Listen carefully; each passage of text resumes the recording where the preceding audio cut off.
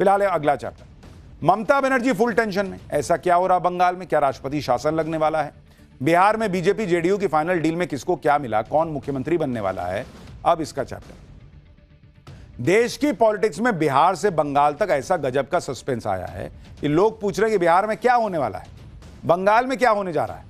बंगाल से तो ऐसी खबर आई जिसे सुनकर ममता बनर्जी के पैरों के नीचे से जमीन खिसक जाएगी। ये बातें होने लगी कि क्या बंगाल में राष्ट्रपति शासन लगना है क्या।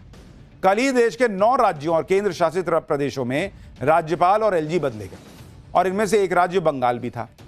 इसी के बाद से बंगाल में खलबली मची हुई है कि बंगाल में क्या नया खेला होने जा रहा है। ममता बनर्जी अलग टेंशन में है। आज आपको बताऊंगा कि राज्यपाल के इस्तीफे के बीच ममता बनर्जी अचानक धरने पर क्यों बैठ गई हैं और बंगाल में राज्यपाल के इस्तीफे के बाद चुनाव से पहले राष्ट्रपति शासन की चर्चा क्यों होने लगी है। साथ ही बिहार में बीजेपी जेडीयू की फाइनल डील में किसको क्या मिला, वहां कौन मुख्यमंत्री बनने वाला है, बिहार से बंगाल तक क्या पॉलिटिक्स चल रही है वो दिखाऊं, उससे पहले एक झलक देखिए।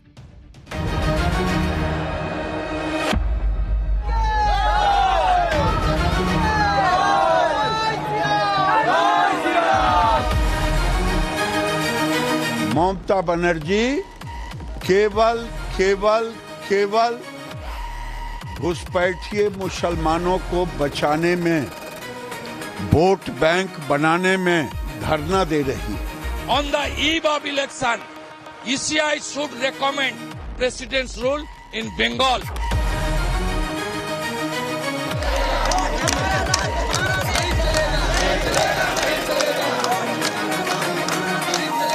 अरे मुख्यमंत्री को हाईजैक कर लिया गया है। भारत देश के इतिहास में पहली बार हाईजैक किया गया है मुख्यमंत्री को। आज तक उनकी इच्छा के खिलाफ कोई उनसे निर्णय नहीं करा सकता।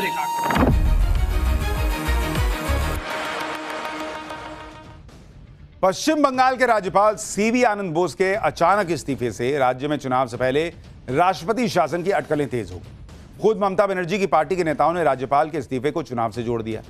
आरोप लगाया कि यह चुनाव से पहले बंगाल में राष्ट्रपति शासन लगाए जाने के प्लान का हिस्सा हो सकता है ताकि चुनावों में राजनीतिक फायदा मिल सके। इसके बाद बंगाल में राष्ट्रपति शासन को लेकर कई तरह की चर्चाएं शुरू हो गई। कहा जाने लगा कि बंगाल में एसआईआर के बाद फाइनल लिस्ट तो जारी हो गई है, लेकिन अब भी करीब 60 लाख वोटर्स के वेरिफिकेशन की प्रोसेस पूरी नहीं हो पाई।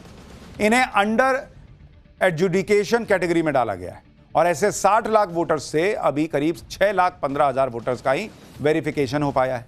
सुप्रीम कोर्ट के निर्देश पर इस काम को पूरा करने के लिए पड़ोसी राज्यों ओडिशा और झारखंड से न्यायिक अधिकारियों की तैनाती की गई।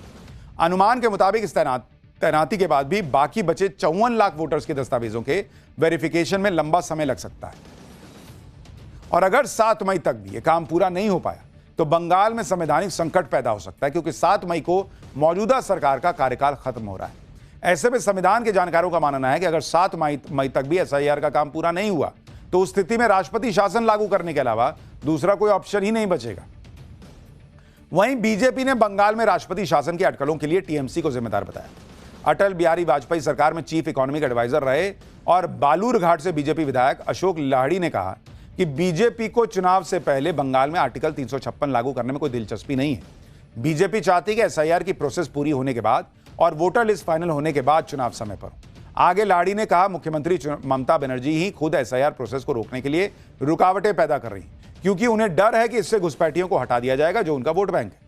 अशोक लाड़ी ने यह भी कहा कि ममता बनर्जी राष्ट्रपति शासन का मुद्दा उठाकर सारी जिम्मेदारी बीजेपी पर डालना चाहती है। इसी बीच बीजेपी नेता शुवेंदु अधिकारी का पुराना बयान वायरल हो रहा है।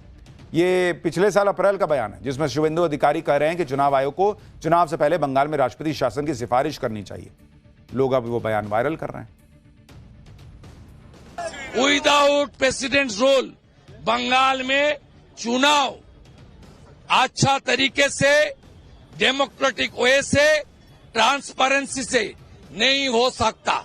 जहां हिंदू 50% से कम है उस बूथ में ये लोग हिंदू को वोट डालने नहीं देगा। इसलिए on the eve of election ECI should recommend President's rule in Bengal. It's not my demand, everyone demand. Bengal में राष्ट्रपति शासन के अटकलों के बीच बिहार के पूर्णिया से सांसद पप्पू यादव नई थ्योरी ले आए। पप्पू यादव ने कहा कि पश्चिम बंगाल में राष्ट्रपति शासन लागू कर बिहार विधानसभा से प्रस्ताव पारित कराकर सीमांचल और मालदा, मुर्शिदाबाद, रायगंज, दिनाजपुर आदि जिलों को मिलाकर एक केंद्र शासित प्रदेश बनाने का खेल बीजेपी करने वाली है। नीतीश जी को हटाने और लेफ्टिनेंट गवर्नर को राज्यपाल लाने के पीछे यह खेल है। बंगाल में राष्ट्रपति शासन को लेकर जो चर्चा चल रही है उसके बीच ही ममता बनर्जी ने एसआईआर के मुद्दे पर आज आर पार की लड़ाई छेड़ दी। ममता बनर्जी इस मुद्दे पर धरने पर बैठ गए। ममता बनर्जी ने आरोप लगाया कि एसआईआर प्रोसेस के बाद भी वोटर लिस्ट से मनमाने तरीके से नाम हटाए जा रहे हैं। बीजेपी और चुनाव आयोग बंगाली वोटर्स को वोट देने से रोकने की साजिश कर रहे हैं और वो इस साजिश का पर्दाफाश करेंगे। आगे ममता बनर्जी ने कहा कि एसआईआर के बाद जारी की गई लिस्ट में कई वोटर्स को गलत तरीके से मृत घोषित किया गया। ममता बनर्जी का दावा है कि ऐसे 22 वोटर्स के परिवार उनके धरने में शामिल हैं और बाकी परिवारों को भी वो धरने में लेकर आएंगे। बीजेपी ममता बनर्जी के धरने को बंगाल के घुसपैठियों को बचाने की कोशिश बता रही है। गिरिराज सिंह को सुनिए। ममता बनर्जी केवल घुसपैठिए मुसलमानों को बचाने में, वोट बैंक बनाने में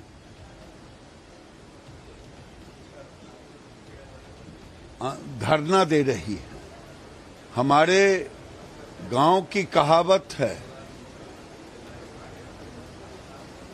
उल्टे चोर कोतवाल को डांटे। ये चोरी और सीना जोड़ी, शर्म आनी चाहिए ममता बनर्जी को।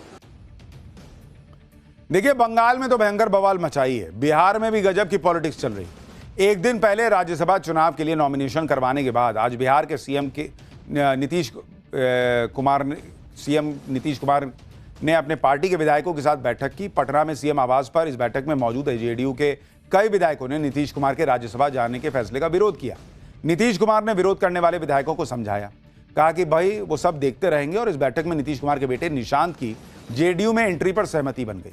वो 8 मार्च को पार्टी की सदस्यता ले सकते हैं। यानी नीतीश कुमार के रुख से साफ है कि अब वो ज्यादा दिनों तक बिहार के सीएम नहीं रहने वाले। ऐसे में सवाल उठ रहे हैं कि बिहार का अगला सीएम कौन होगा और बीजेपी जेडीयू की फाइनल डील में किसको क्या मिला, कौन मुख्यमंत्री बनने वाला है। अब इसका चैप्टर। देश की पॉलिटिक्स में बिहार से बंगाल तक ऐसा गजब का सस्पेंस आया है कि लोग पूछ रहे हैं कि बिहार में क्या होने वाला है, बंगाल में क्या होने जा रहा है। बंगाल से तो ऐसी खबर आई जिसे सुनकर ममता बनर्जी के पैरों के नीचे से जमीन खिसक जाएगी। ये बातें होने लगी कि क्या बंगाल में राष्ट्रपति शासन लगना है क्या। कल ही देश के 9 राज्यों और केंद्र शासित प्रदेशों में राज्यपाल और एलजी बदले गए और इनमें से एक राज्य बंगाल भी था। इसी के बाद से बंगाल में खलबली मची हुई है कि बंगाल में क्या नया खेला होने जा रहा है। ममता बनर्जी अलग टेंशन में।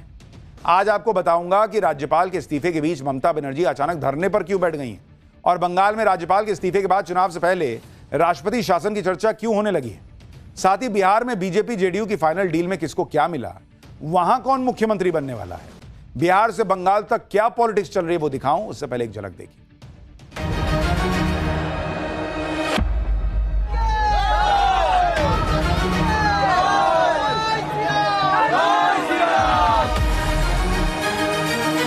ममता बनर्जी केवल घुसपैठिए मुसलमानों को बचाने में, वोट बैंक बनाने में धरना दे रही है। On the eve of election, ECI should recommend President's rule in Bengal.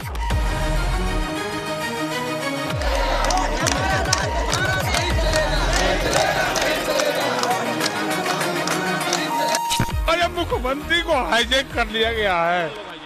Bharat देश के इतिहास में पहली बार हाईजैक किया गया है मुख्यमंत्री को। आज तक उनकी इच्छा के खिलाफ कोई उनसे निर्णय नहीं करा सकता।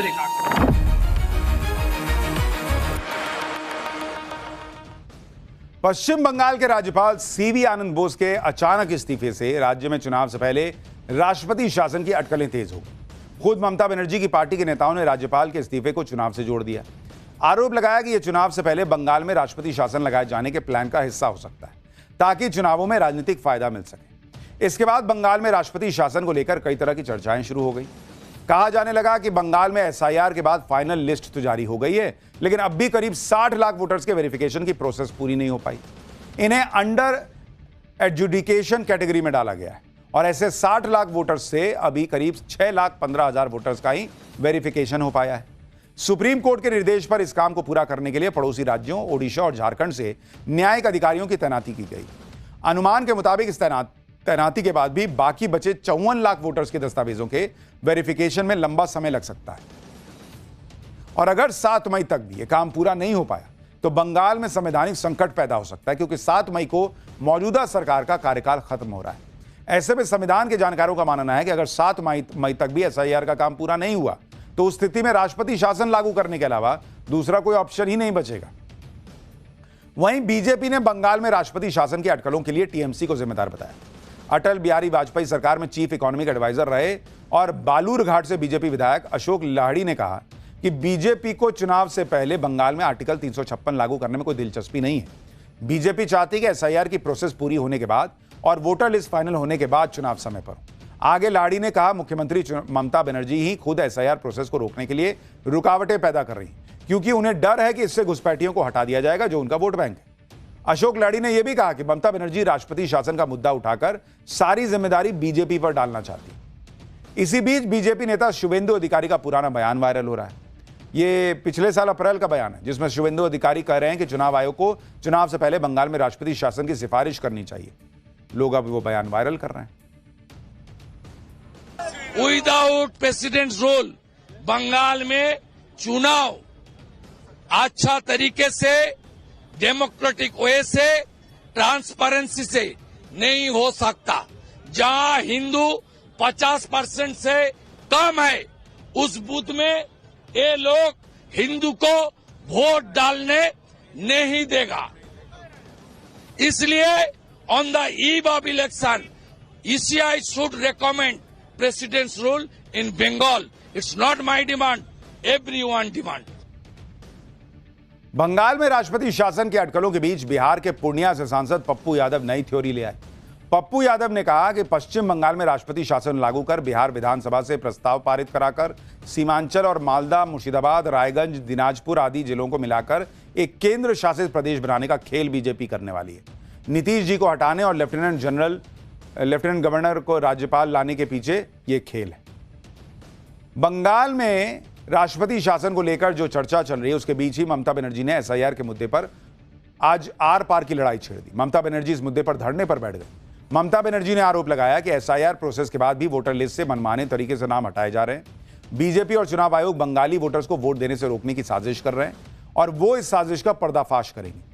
आगे ममता बनर्जी ने कहा कि एसआईआर के बाद जारी की गई लिस्ट में कई वोटर्स को गलत तरीके से मृत घोषित किया गया। ममता बनर्जी का दावा है कि ऐसे 22 वोटर्स के परिवार उनके धरने में शामिल हैं और बाकी परिवारों को भी वो धरने में लेकर आएंगे। बीजेपी ममता बनर्जी के धरने को बंगाल के घुसपैठियों को बचाने की कोशिश बता रही है। गिरिराज सिंह को सुनिए। ममता बनर्जी केवल घुसपैठिए मुसलमानों को बचाने में, वोट बैंक बनाने में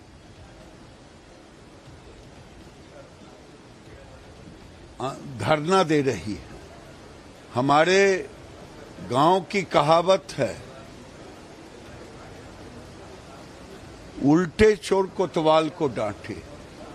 ये चोरी और सीना जोड़ी, शर्म आनी चाहिए ममता बनर्जी को। देखिए, बंगाल में तो भयंकर बवाल मचाई है। बिहार में भी गजब की पॉलिटिक्स चल रही है। एक दिन पहले राज्यसभा चुनाव के लिए नॉमिनेशन करवाने के बाद आज बिहार के सीएम नीतीश कुमार ने अपने पार्टी के विधायकों के साथ बैठक की। पटना में सीएम आवास पर इस बैठक में मौजूद जेडीयू के कई विधायकों ने नीतीश कुमार के राज्यसभा जाने के फैसले का विरोध किया। नीतीश कुमार ने विरोध करने वाले विधायकों को समझाया, कहा कि भाई वो सब देखते रहेंगे। और इस बैठक में नीतीश कुमार के बेटे निशांत की जेडीयू में एंट्री पर सहमति बन गई।